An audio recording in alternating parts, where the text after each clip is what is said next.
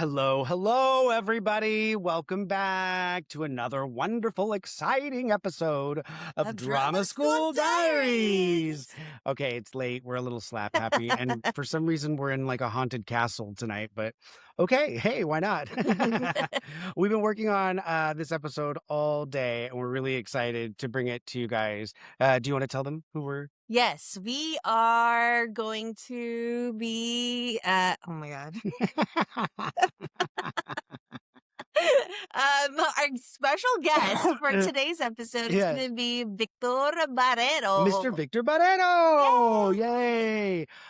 We actually had the privilege of training and meeting Mr. Barreiro. I can't say his name as well as you guys. You can roll your R. Barreiro. There you See, go. I can roll my R's from the look at it's weird. Anyway, anyway, we had the privilege of training with him a million years ago at LACHSA, and after that program, he went on to work like immediately with He interned for E!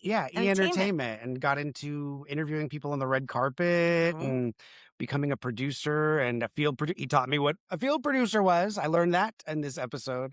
Any highlights for you? For me, just that his mentor was Joan Rivers, and legendary. Who leaves high school and gets Joan and Melissa Rivers as their mentors straight out of the gate? And she really believed in him and saw like this great potential at a young age. Like he was interviewing people on the red carpet. So we're really proud of him, and we hope you enjoy the episode. Yeah, definitely. Before we start, you're going to get to see a little bit of a couple clips of him in action, and we get into it. But enjoy. I think it's a really good episode, and you guys should really like it. Yay!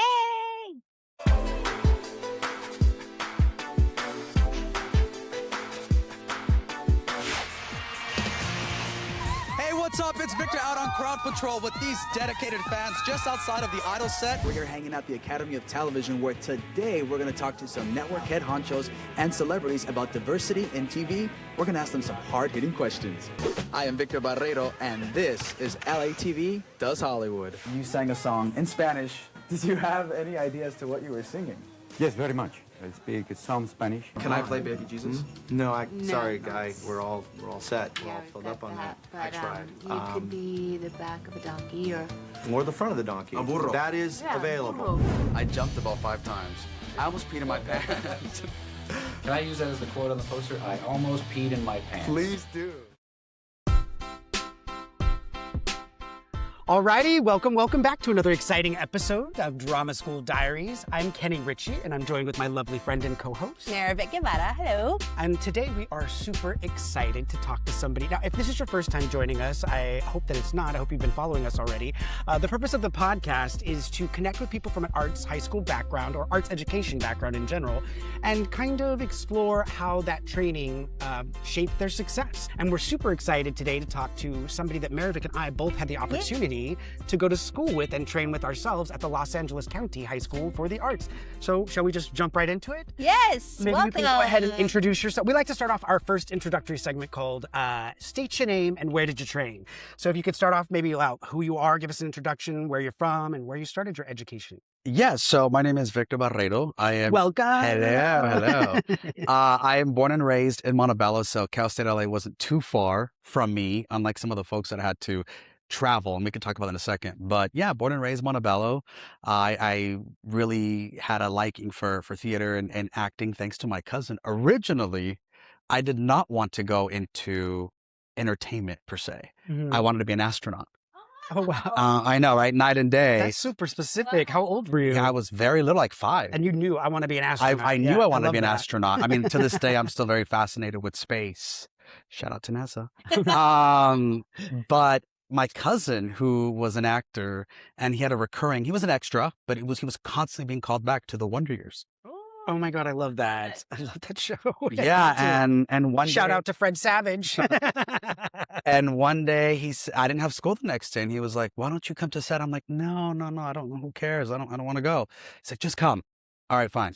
So I did, and the minute they called action, I fell in love. I did. Just from that? So how did you hear about LACHSA then? A friend of ours, a family friend, said, you should think about, trying out for this school. It's called LACHSA. I had not heard of it, but at that time, it was 10 through 12. So freshmen the class wasn't even available. So I had to go to normal high school and then decide if I wanted to get into or try to get into LACHSA. Nice. But I honestly can still remember my audition as if it were yesterday. I remember the day before, my brother who plays baseball, he played baseball at the time, Little League, he had his game. And there I was with my monologue book studying and, getting prepared for the next day. Wow. And it was Mrs. Silva for sure. I remember her. I don't remember Mr. Cohen. He was also there. Oh, wow. Yeah. And there was one more person who I don't remember their name. Is it an academic teacher? Maybe, but definitely Mrs. Silva and Mr. Cohen. Okay. But, I did my thing. Yeah. And I found out like 2 weeks later that I had gotten in, and I was ready for this change because it is such a change going from a normal high school where there's bells, where there's this, there's that. You don't have these. You're with LACHSA, you went to school on a university. Right. And you're there because you fought to be there. You worked hard to get that audition and to obviously get accepted. So it really was a different, it was a drastic change for me. Yeah. But it's something that I'll never forget. And I hope that people get a chance to experience that as well. Do you remember your audition pieces? Sorry. No, good. That was the next question almost exactly. It was, not Ava DuVernay. I was going to say Ava DuVernay. Anna Devery Smith. It was called My Brother's Blood. So I'm always interested how people even knew to find this stuff, because when I was young, I didn't know where to come up with an audition song or anything. I was in the music department. And so how did you because of your brother or? No. So I went to Book Soup on Sunset. It still exists. Oh my God. Yes. I went to Book Soup and I looked for a monologue book.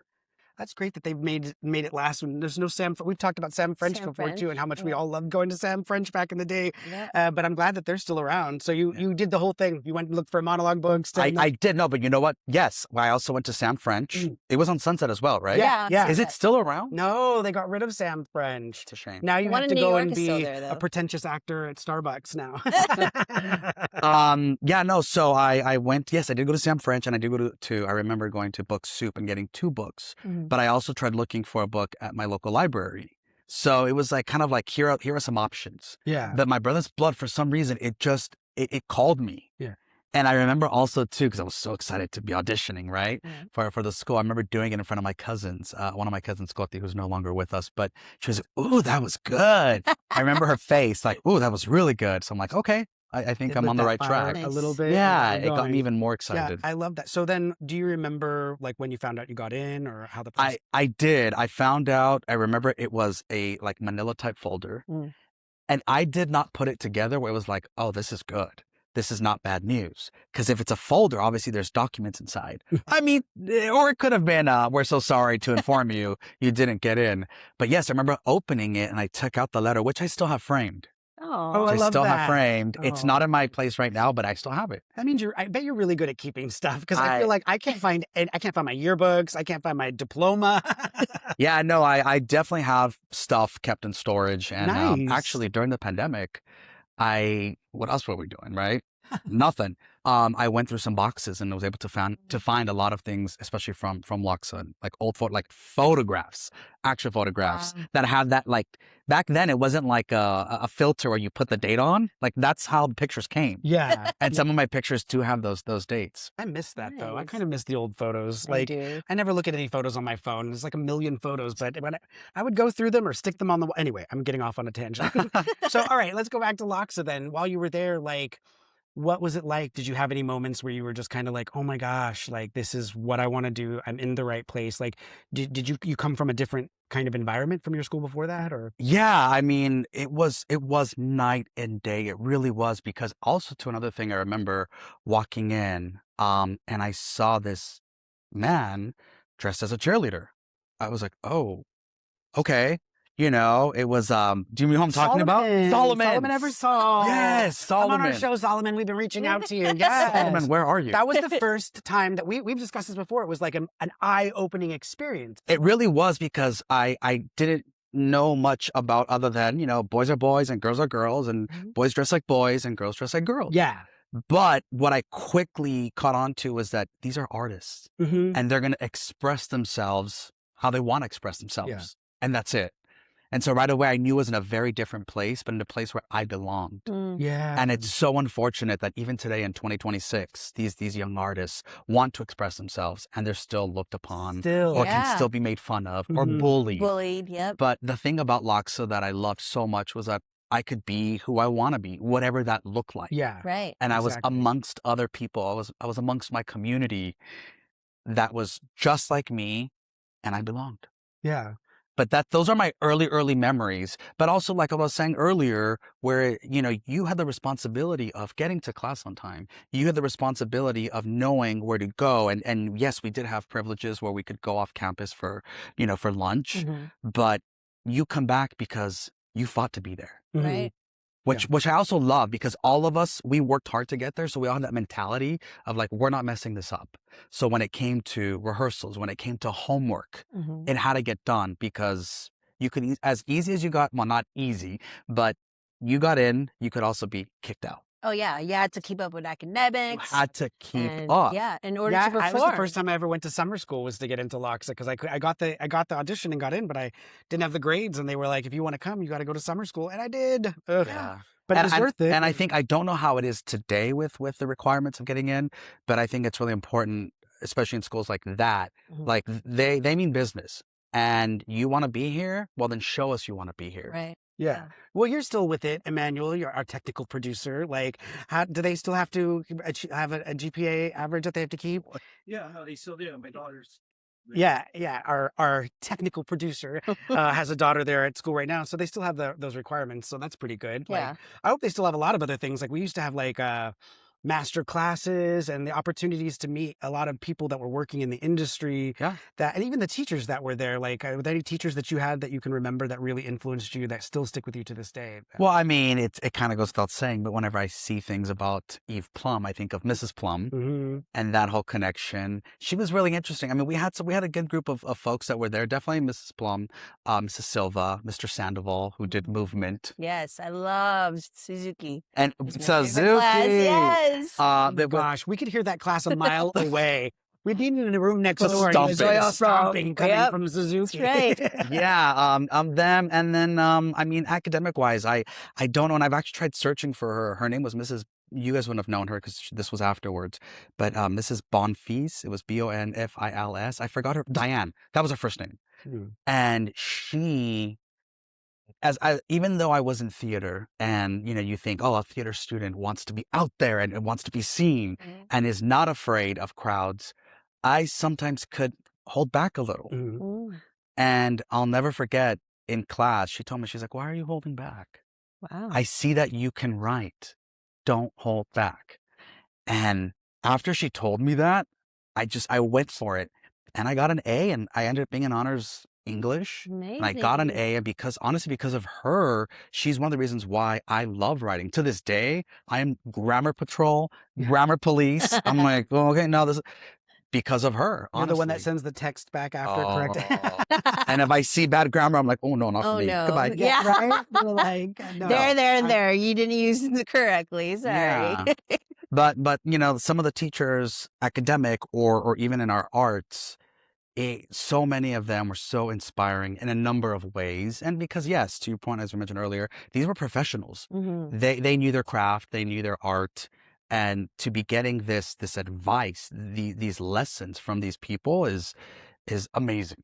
Yeah, the training we got was by far like one of the most enriching and like just amazing experiences as a young teenager who had artistic, you know, values that needed to be brought out, you know. And free. I always have to point this out. It was free.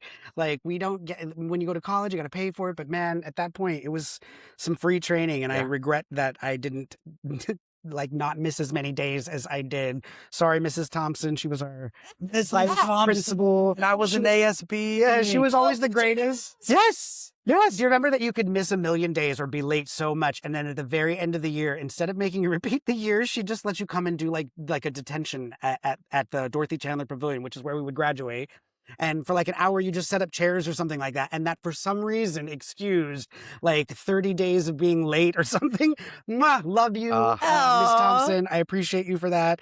Probably hope I'm not getting you in trouble. Do you have like, well, what was your background then with your family? Like, you know, did their family supportive? Were they, you know, Maravik had to lie about getting into the school and keep it a secret from her parents. I forged my papers. You did. I took 2 buses to audition, but then when I got in, my mom was like, "Oh, okay." Yeah, and we've talked to some other people, same thing. Like, how was your family? No, it was actually the exact opposite. They were extremely supportive, and to this day, they're very supportive of anything and everything I want to do, whatever it is I want to do. They're like, yeah, we're here. How can we help you? Oh, that's nice. But where I was at an advantage is that I am from Montebello. Shout out to Montebello. Born and raised, which is not far from Cal State, LACHSA, right? So I knew also, I never took it for granted, A, that I had the support, and B, that I did live so close, because I know some of my classmates would take trains, multiple trains. I did. She did the bus. Or took an hour just to hope to make it to class on time. I don't think I've ever been more dedicated than I was when I was in LACHSA. Same. It's interesting how much work I was willing to put into it for free also. because we really knew, like, remember, again, I said this earlier, how hard you work to get there. Why are you going to throw that away? And you're getting this free lessons, these free teachings from these professionals. Take advantage of it. Yeah. Do you feel like that made a difference, having supportive family? It did, because anything I wanted to do, it was never a no. I was never discouraged. It was always like, how can we help you? You want to do this? Do you need some more books? Nice. Yeah, and it's even to this day, like I'm so lucky to have them. I really, really am. Yeah. They are. Oops, as I touched on, let me do it again. I'm so lucky to have them. I really, really am. You know, they are my world, and I love them to death. How did your arts training actually prepare you for a career in TV and producing?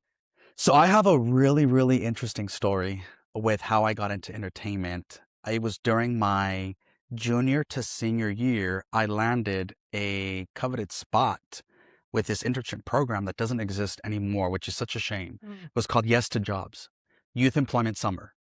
And once again, I had to fight for this spot.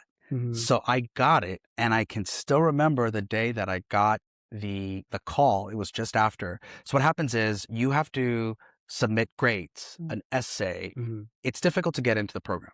Once you've crossed that step, or once you've gotten there, you then go on to an interview with the company.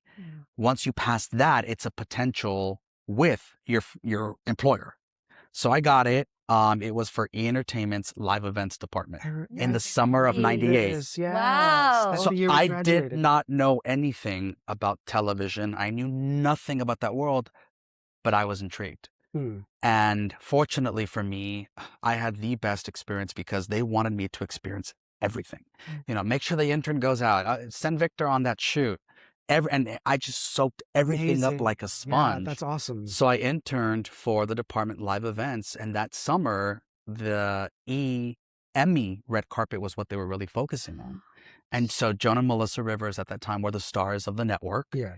And I was put with Joan and her team, because the intern might send the intern, make him go. And they quickly took a liking to me. So, because you're so charismatic and lovable, Victor. The thing is, too, I don't remember a lot about my high school days, but I do remember you being so hardworking, driven. You were like ASB. I think you were in like student government. Yes. And, like, wait. Isn't that the same thing? I was like, wait, that's the same thing. But you were like, I just remember always seeing you in charge of something, running something, setting something up. You were always there in that capacity. Yeah. And I not everybody's like that in high school, for sure. Like, I was the vice president. I remember that.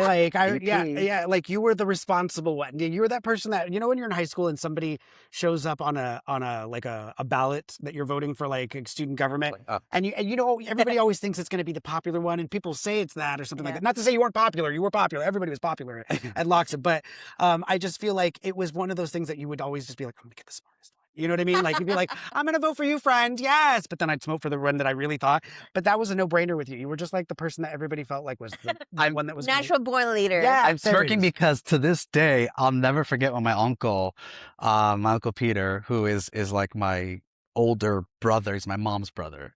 He's always been a very positive influence in my life, but he helped me with my speech. I have a really good memory. So I remember all these things, and I'm a very visual person. He helped me. He's like, you have to say this. Ask not what, just like John F. Kennedy once said, ask not what your country can do for you, but what you can do for your country. Along those lines, I wrote in there, ask not what your school can do for you, but what you can do for your school. I remember being up there and saying that. Oh my God, I was gonna say, was that your senior quote in the yearbook? My senior quote in the yearbook was, on a hot day, I like to keep my panties in the icebox. Oh my. It was a line from Marilyn Monroe and Some Like It Hot. I don't know. That's me in high school. That was him. Get it? I wonder what my line, I have to go back and look at my yearbook because I don't remember my. I didn't take anything seriously. Clearly, I should have. So, all right, we're going to have to jump ahead a little bit. But while we're getting into there then, so it seems like kind of started to get into like the back behind the camera kind of things early on. Now, were you always interested in being behind the camera, or because you started out in the theater department? I right? did. Yeah. And yes, I was always interested, even though my cousin talk about like, whoa, being thrown in and seeing this very popular show, The Wonder Years, right? That I was a fan of, but just seeing everything that was happening, I'm like, wait a minute, maybe I want to try my hand at being in front of the camera. But that internship really, for me, solidified that, yes, this is where I want to be, behind the camera. However, an opportunity presented itself. Talk about being at the right place at the right time. I was covering a red carpet for TV Guide Network, who I worked for at the time. This was like 2005. And when you're a field producer, you do the exact same thing that a on-camera talent does, except you're not on camera. So you're like this, on a red carpet, asking questions. So that's why you'll see someone's hand. Yeah. That's a field producer. Okay. Okay. So again, the difference is you're not on camera, but it's the same thing, and you're interacting and asking the questions. So this network was next to me, and I saw LATV. I'm like, oh, I watch LATV. So I asked her, I'm like, after we were done, I said, excuse me, are you guys looking for? And she said, talent? I'm like, yeah, talent. Are you looking for talent? She's like, yeah, here's my card. Send me your stuff. I didn't have a demo reel. You have to fake it till you make it. Yeah. So I sent some clips of me behind the camera, Nice. Asking these questions. This is probably like before, I'm assuming, smartphones and way where we before. like nowadays we're programmed to keep all this stuff like on us at all times almost. But yes, very good point. But yes, this was 2006, so I had an editor help me. I'm like, help me make me look like this on-camera person. So like an editor from where you were. Like, editor from TV Guide Network, and so he helped me put it together, and I sent it to her, and all of a sudden I get a call and she's like, hey, we'd like to have you come on as one of our talent. I'm like, whoa. So then I started doing a show in front of the camera, started being a reporter for junkets and for red carpets, where actually a former LACHSA alum, Christina Milian, I had a chance to run into her at a junket, and we still to this day, we do keep in touch, but it was so cool to be in that room. And I'm like, oh my God, this is so great to see a former, schoolmate / winter formal date. Totally. Yeah, I actually wanted to bring that up and play a little bit of that. This is our Victor. Hello. Our Victor. And you guys went to winter formal together. So Victor, I think you should do this interview. We did. Okay, well, first of all, Victor. hi, how are you? I'm wonderful. How are you? I'm good, thanks. So what's going on tonight? You're at the Grammys. Yes, I'm here at the Grammys. I'm so excited. I hear everybody's performing. Oh my gosh, it's so weird. I really did go to winter formal with him. I remember the picture too. Yeah, that was a cool moment. I mean, I wasn't on camera for that. I was actually one of the producers on the red carpet with Joan and Melissa. But again, like during a commercial break, I had told, they're bringing Christina Milian to us. Cool. And it's just like seeing an old friend. And in the break, I'm like, hi. So we say hi. And then we get on the air, and it's Joan and Melissa interviewing Christina. And then Melissa says, this is our Victor. Victor what? I'm like, what? Take it. And Joan, you see me grab the mic out of Joan's hand. And you just went right to work, though. I love that, though. Right to it. I love it. You did not miss a beat. But it's always fun to see former, especially classmates, who are doing well, whether it's in front or behind the camera. I'll see them at an event. I'll see them at a work thing. Yeah. Like one time I was getting sent on a shoot with Josh Groban, and he and I went to school together, same class, same year. And I wanted to be a surprise, but because I had posted, like, can't wait to see a former classmate. So I get there and Josh goes, my manager told me you were going to be here. I said, how did your manager know? Yeah. Because I had tweeted, that was Twitter at that time.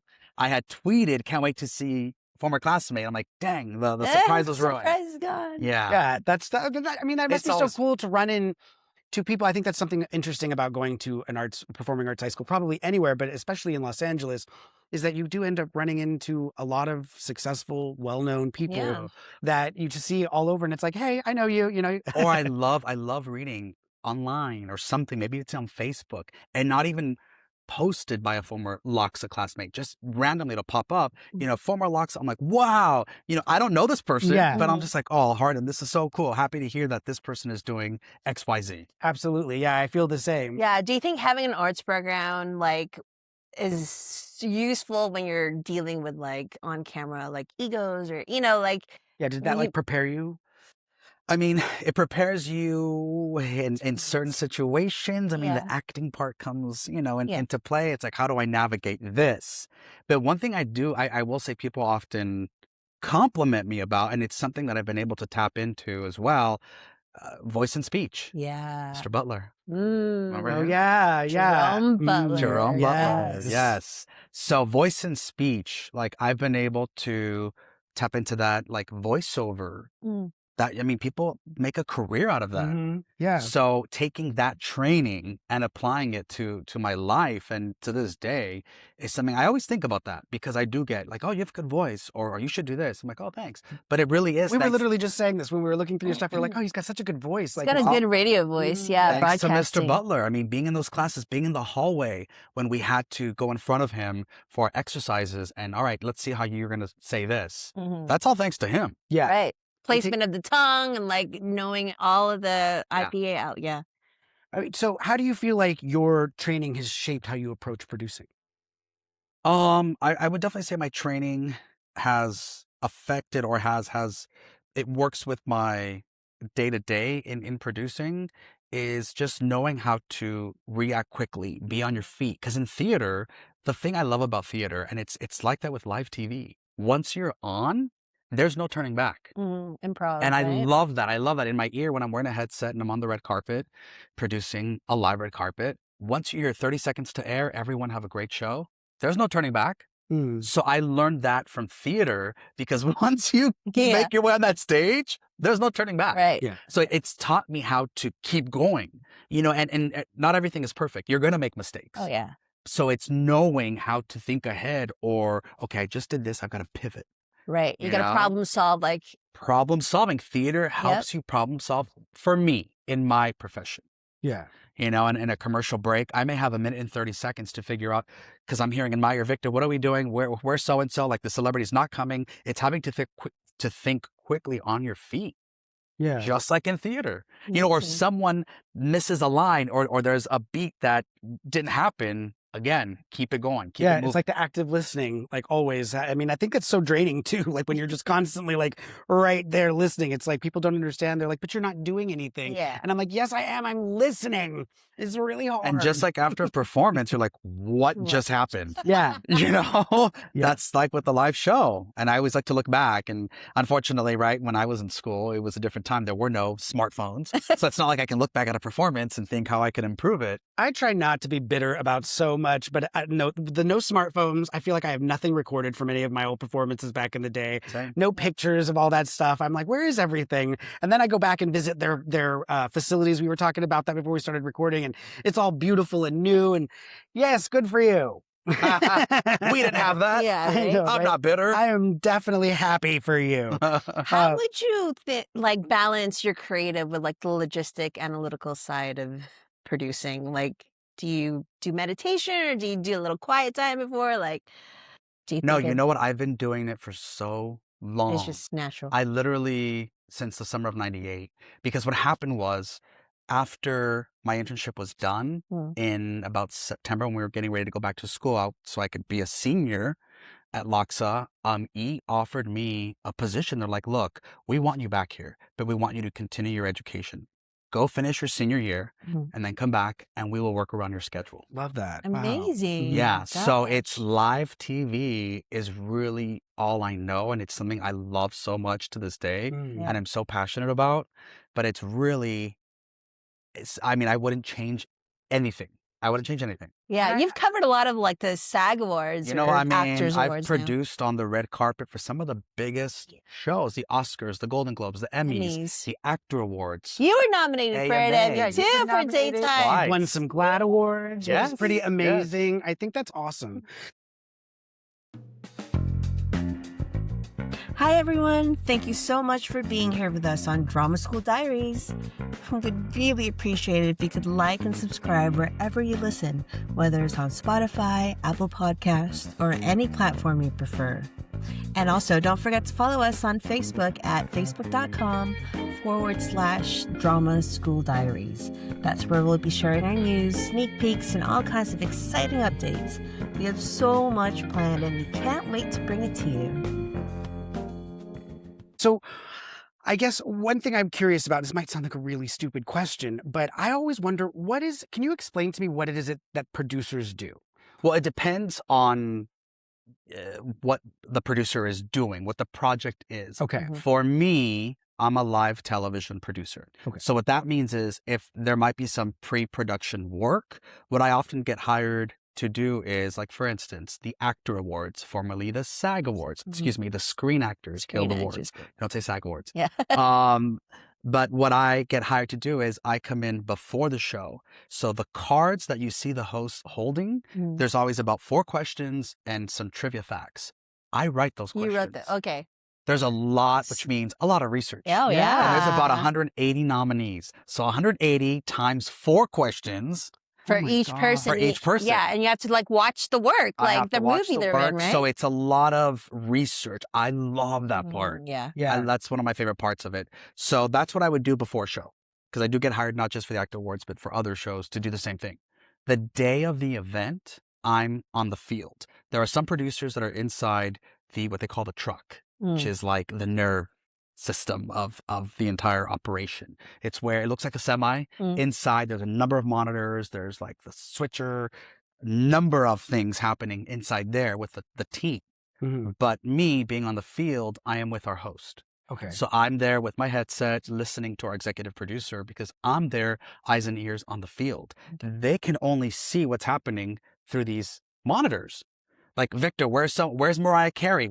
I'm being told she's going to be here in 2 minutes. Don't come to us. There's a number of things, like if there's 2 hosts and there's, one host is on the air, there's a number of things happening at that other station that you guys are not even aware of. Right. Until we are clear or we can come to us, that's when they'll go to the next position. So what I might be doing is I might be prepping our host for our guest. Remember to ask them this, even though they have their cards. Yes. Like, oh, don't forget to ask them this, or, just making sure that they're comfortable and they're okay to come back because you're live on the air. Yeah. So in my producer role, that's what I do.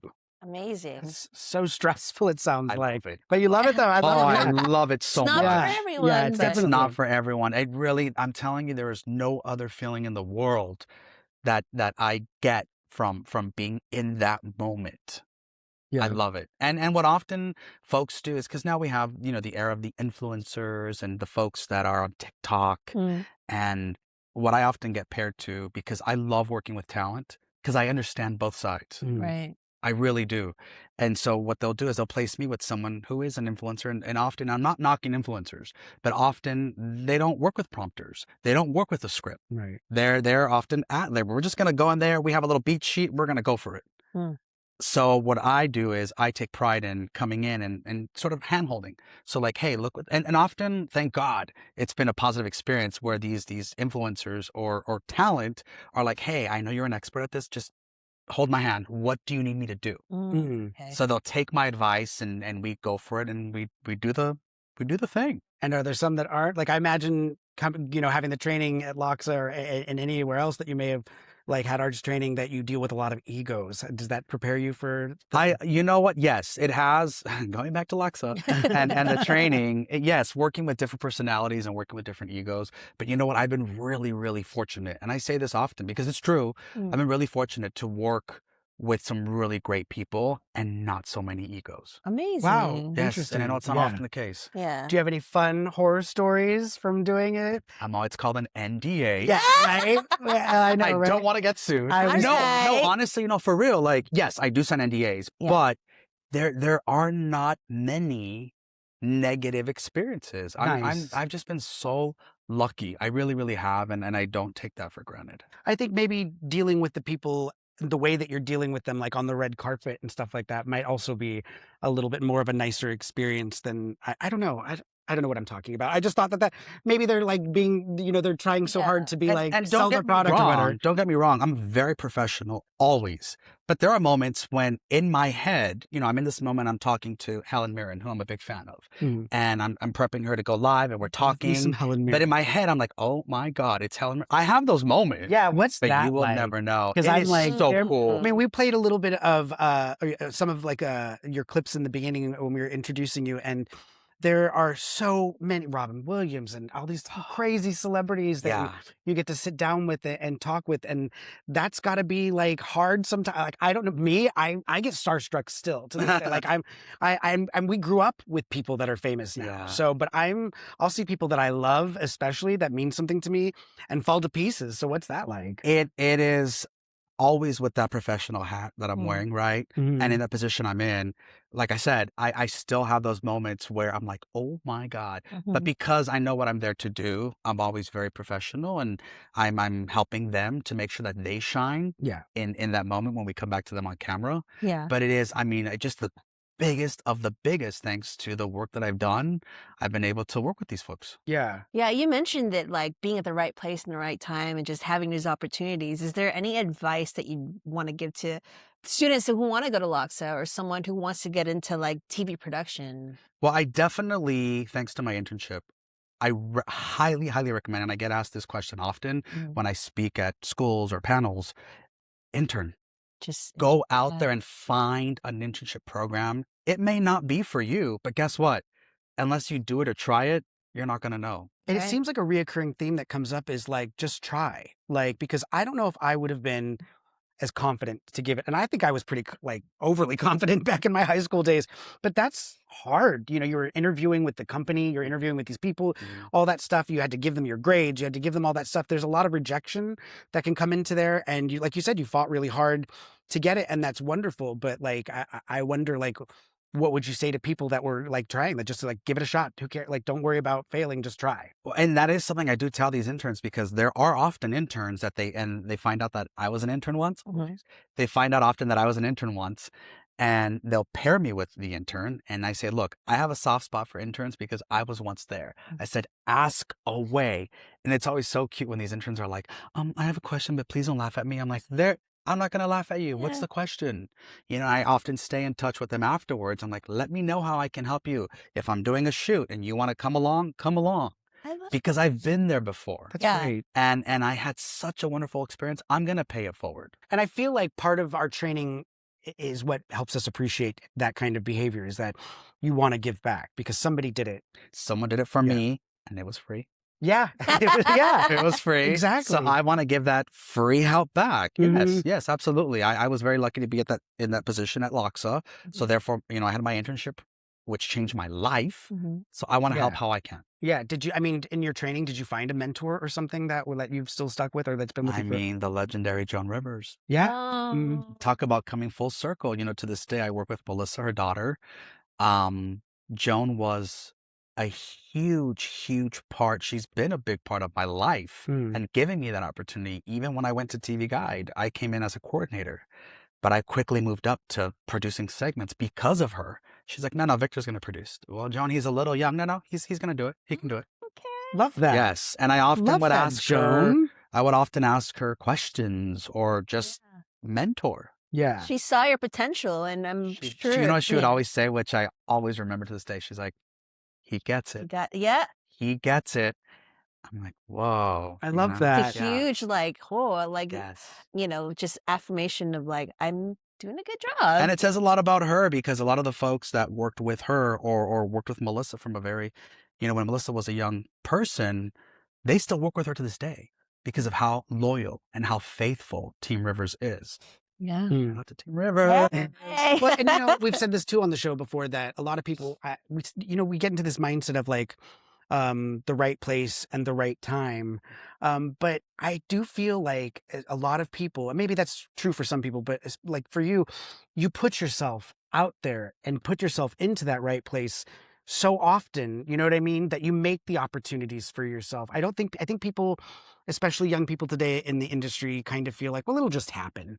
You know what I mean? But 90% of show business is business, and you've really got to work it. And I think it's how bad do you want it? Because guess what? There's 15 people right behind you who can easily take that position. Yeah. You know, and I don't come into, even to this day, when my experience speaks for itself, I still come in to a job. Hi, how are you? Like, I'm not coming in with this ego because I've been doing it for so long. I want to meet everybody and talk to everybody. Yeah. I know not everyone is like that.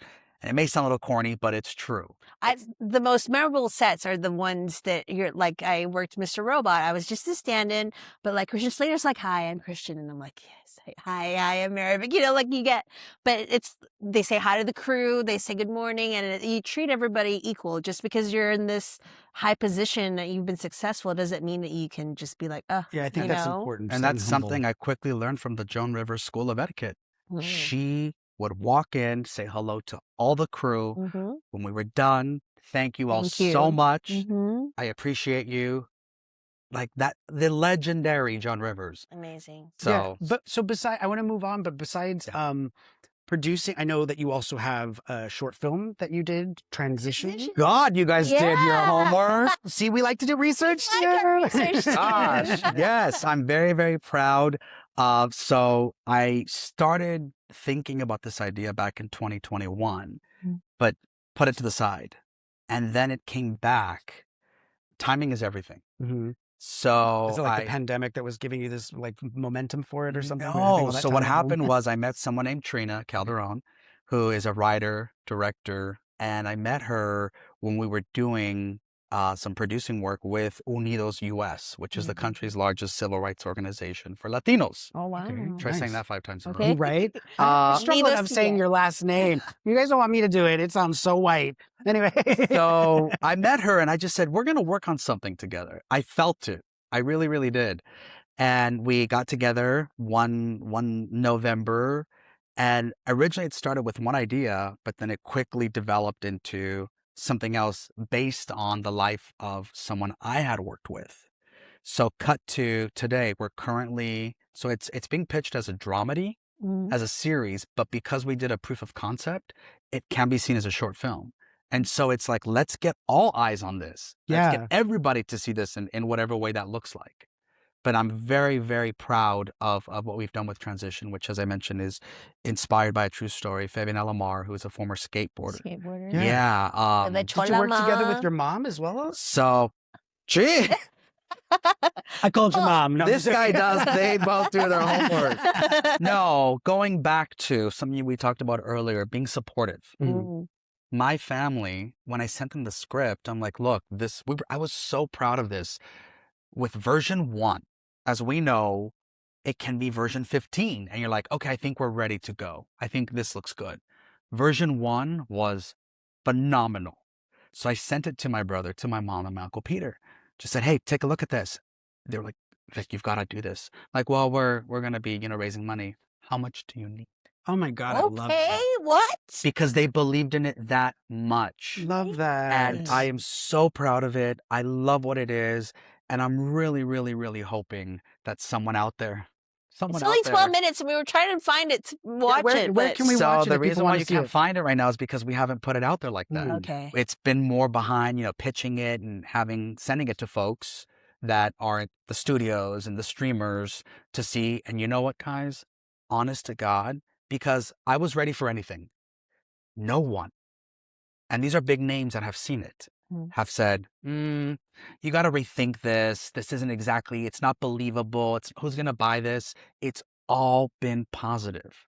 All been positive. But I just believe timing is everything. And right now, we're just waiting for that time to happen. But it's all positive, which is great. Yeah. You have to come back and see us when it comes out. I sure will. I mean, but that's the next part of my life, which is development. I want to develop and I want to tell stories. That's amazing. And something that hopefully when I do come back, I'll be telling you about it. LACHSA plays a big, big inspiration for this other project I'm trying to do. Oh, yes. Right? Yes. Well, let's move on a little bit then to reflecting about LACHSA, because I do think that's why we're all here. Sorry, I know the lights and everything.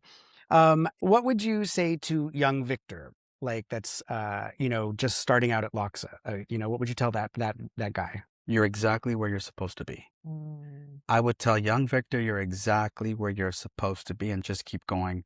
But going back to something earlier that we talked about is that positive environment. When you have that, I know it's harder for other artists who don't have such a positive reinforcement Right. or this positive environment. It must be so difficult. And I'm so sorry for people who are in those positions, because I didn't have it like that. I can't even imagine. But it's just remembering who you are, remember the end game and your goal. Go for it. The only person stopping you is yourself. Yeah. That's true. So true. Yeah. It's really just go for it. So how important do you think like formal arts training is in today's, industry? Well, you know what's so unfortunate? It just so sad when you hear, well, we're cutting budgets. It's always arts that's the first to go. It's always the arts department that's the first to go. So I just hope folks out there, when there's situations like that they'll find some way to keep it going, because artists are never going anywhere. Artists are here forever. And however that looks like, for these artists, it's not going to just, money doesn't fall from the sky. Yeah. So it's having these programs, having something like LACHSA, where these artists of tomorrow can come and shine. And a lot of these normal schools, normie schools, they don't have any arts education at all. And so we've talked to some guests with kids now, and their kids aren't getting any kind of training at all in school. And that makes me so sad, because so many CEOs and other important, business people, leaders, I should say, have background in the arts. I think, like you were saying earlier, the voice, the speech, the drama training, public speaking, all of it kind of plays in to not just, like you're saying, the performance aspect of talking, but also how you think and organize. And I've noticed a lot of people it's like a stage management side that's like really assisted with how they structure and organize and think and plan things out. It's just really vital. Yeah. It's just backing up your artistic talents with like the commercial part of it. Is like, you have to be charismatic, you have to be approachable, people have to be comfortable around you, especially in your line of work, but it's also understanding that because you train as an actor, or you had some sort of arts background to kind of like go from, and then go see where you're best fit, for your talents. Yeah. So, I mean, looking back, would you choose like to do it all over again? If I could jump in a time machine, I would. I so would. I was talking to someone about this recently, where it's like just that time was such a different time, that the mid 90s, and going to this school where I was discovering who I was as a person, as an artist. You can't get those times back. And I wish I would have known that as a young person. Yeah. Because you're like, in this moment, you're never going to get it back. Enjoy that moment. Enjoy that performance. Enjoy that rehearsal. You're like the first performance we did, which you guys have a picture of, Fifth Cycle of the Sun, which was our Cinco de Mayo performance that we did. Oh my gosh, I remember Directed by this. Fidel I directed saw it. that. Wait, I think I was in that. Were you? I was in that. But they don't do those anymore. No, but they used to. Wait, am I in that picture? I need to go back and look. I sent you two versions. I was like, I'm going to go look, but I was like, I think I might have been in that. But I remember they used to do those cultural shows. I don't know why they stopped it. Maybe there was a weird thing about it. But so cool. I mean, because I was in like all of them, and I had no business being in them. I was in the Asian Pacific show. I was in the Fifth Cycle of the Sun, which was like a Latin American one. I was in all of them, and I was just like, hey, the white guy's going to show up for you. You're part it was Latin. awesome, Come though. on, Hey, don't say that. But I mean, why not though? I mean, it was really educational, and we learned a lot. But just remembering, like, going back, knowing that I will never have that moment again, just appreciating it that much more. Yeah. I mean, I try to think about all the experiences at LACHSA, and there's so many that stick out, and not just LACHSA afterwards. Did you go on to study beyond LACHSA? You know what? I did not. And there's a reason why. That was part of my deal with E, where they were like, continue your education. We will work around your schedule. Yes, I started going to a JC but opportunities presented itself. And I had to make a decision. It wasn't an easy one. Yeah. But it's like, do I do this? I saw this opportunity. Do I do school? And I chose to go the opportunity route. It benefited me. I know some folks may think, well, you should have continued going to school, or others in my position may have been, you know what, I'm going to just go to school. I did not. But it's, LACHSA stays with me and will stay with me forever. And that training, those experiences. But no, I did not. I think that's a hard one. I mean, arts education in high school when you're that young, I think is great and awesome. But for a lot of us, you're entering in your prime years, the college years for this industry, you know what I mean? So it's like, I understand if you're going to go out, I think you can get a lot of education in the industry rather than in school. So I think, you got two sides to that coin that people would probably argue for. But it is always nice to see like former folks I went to school with, or even during that time I would hear so-and-so's going to this school, so-and-so, in college. Yeah. So-and-so got into this. It's like, bravo. Like, that's awesome. Good for them. Did you feel like that's changed since because I know for me, I used to have that since, when I got out of the performer days, it got easier. But in the performer days, it was really hard to be happy for people. I don't know why. I mean, I guess I know why, but like, I just remember it was like, good for you. Yay. And you see it all about it in like the jokes that they have on TV and stuff like that. When about people in LA and that lifestyle. Yeah. But now not being in the industry, it's like kind of, or being in a different part, it's really, I guess, nice to be able to just genuinely be like, good for you. Maybe you were always like that, but I see people now and I'm like, good for you. Like, that's amazing. I love that. I love that we knew each other at one point and are connected someplace, and now your success is even growing further, Yeah. No, I mean, I'm always very happy for so-and-so and what they're doing. And it's always nice to hear about, especially former classmates, what they're up to, whatever that may be. And some people aren't even doing entertainment stuff. They're just living a normal life. Yeah. Are you close to some of your LACHSA buddies from like? Well, ironically, my brother's engaged to one. Oh yeah. Oh, yeah. You're leaving here to go to a wedding. That's so funny. I think yeah. that's so funny how we're all, I remember too, we had a teacher that told us when we were in LACHSA that, young people, you're not going to know each other after high school. I don't know why you're getting so invested. And I was like, girl, you obviously didn't know Facebook was going to be invented because we are all still chatting And that for me is like, that is so again, for me, social media really has served a purpose in my life where I'm able to still, it's not about showing off or like, look at me. It's keeping in touch. Yeah. Especially with former classmates who may not even live in California, who are living somewhere else or a different country.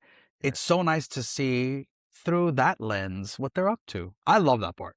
It's a nice community. I think LACHSA does that for us. It gives us this nice community where we can all kind of still network and keep in contact and just keep talking to each other. And I love that now too, when you come from an arts education, that you can turn on the television and be like, hey, I know that person. Yeah. And it's so great to see. It really is so much fun to be, to see Taran Killam on TV now or something like that, or Marla Sokoloff, or all these people that we know that we've seen. And it's just like, good for you. Get it. I love that. Do you think that there are any, like, what's the biggest misconception people have about arts education? That it's not necessary. That's like the first thing, as I said earlier, they cut that budget. What do you mean it's not necessary? It's needed. There are people who are artists and they look different. There are artists who may look like this or who may look like that, but they come in all shapes, sizes, and so don't cut arts. Right. Don't cut it. And LACHSA is about to do their LACHSApalooza. Have What? you heard about this? No. Yes. It's really cool. They have this huge fundraising event. It's like a concert. It's artist showcase. As they Who's hosting it? Do they need a host? I'll host it. Yeah, you should. Yeah, right. Actually, there's several people too. They have Uli Belek from Ozo Mosley and John B. and April Showers, who's like the CEO of Afro Unicorn now. She's going to be coming there to speak. And when is this? Gretchen May Parlato 30th. at the Greek. It's at the Greek Theater. And let me guess who's putting it together, Mr. Friedman. He's he's one of the honorees. He's still there. I know we had him on the show. He's like Saint. Yes. He's been there since the beginning. Last year, they did something similar. They had more of a gala the year before, and it had Anthony Anderson hosting because he had gone there. Neither. There are so many people that went to LACHSA that it's just like I recently watched a promo video and was like, I didn't know all these people went to LACHSA. So it's kind of crazy to see. It's really awesome. Okay, so shall we move on to our final round of rapid fire questions? Yes. To end So I don't things know off. if you ever watched Actor Studio, Inside the Actor Studio. I mean, James This is our Lipton. little throwback to it. Yeah. Okay. It's like a little fun rapid fire question game. You don't have to think about it too, just whatever comes to your mind. We're just going to ask about all the people that you had drama with or fought with at LACHSA. No. Oh, This is where we get Let's into the hear your beginning. juiciest Yeah, note. right. What's the biggest fight you had with Joan Rivers? No. Wow. Never. No, that was never. All right, you ready? You ready? Okay. First one. What is your favorite word? Yes. That might be the best answer I've heard so far. Yeah. I love that. What sound do you love? Oh. I'm like, next question. That's okay. What sound do you hate? Oh gosh, the crinkling of, I hate the sound, like a plastic bottle. I love recycling, but it's the, like, no. There's a word for that, isn't it? Is it like people that don't like to hear the pens being clicked and stuff like that? Is it the same? No, never mind. All right. It's supposed to be a rapid fire question. It never is. What is your favorite curse word? Can I say it? Yeah. Yes. Fuck. Yes. What? Now we have an explicit rating. What profession would you not like to do? Trash. Okay. Dumpster. Yeah, I feel that. Yeah. All right. What is the best advice you'd ever received? The best advice I've ever received. Oh Lord. I mean, I've actually gotten a lot of good advice. Just go for it. Seriously, I said that earlier. Just go for it. Yeah. Just go for it. I like it. Okay. What's a movie you could watch endlessly?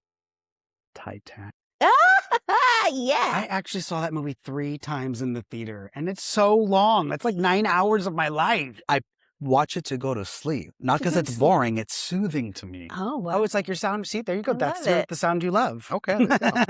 Okay. How would you like to be remembered?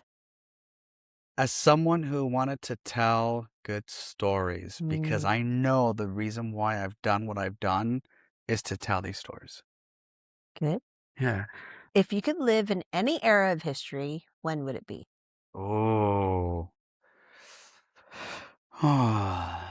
Probably like the 60s. I think fashion was pretty cool then. We haven't gotten that one yet. I like that. The 60s. I like the 60s. My mom was born 1960. There's that. Okay, last one. If heaven exists, what would you like God to say when you get? We can't wait to reunite you with your grandma. Today's her birthday. Happy birthday, Bola. I'm sorry. Did you just lose your grandmother? 4 years ago. 4 years ago. I'm sorry to hear about that. That sucks. Grandmas are the best. I best. I miss my grandma every day. Well, I mean, I think we're coming to the end. I'm trying to think about any last or final questions that I can come up with. This has been really fun. I love doing this every time. I wish you could go longer. We always I know, and I never feel like I ask enough. And then about 20 minutes from now, I'm going to be like, why didn't I ask him about this? That just means I have to come back. Yeah, Yes. exactly. It's really good to see you again, though. And one of the things I love about dealing with LACHSA people is that you guys are so amenable to come in and do this stuff. Like, if I ask to do stuff that people aren't like, oh gosh, I don't know.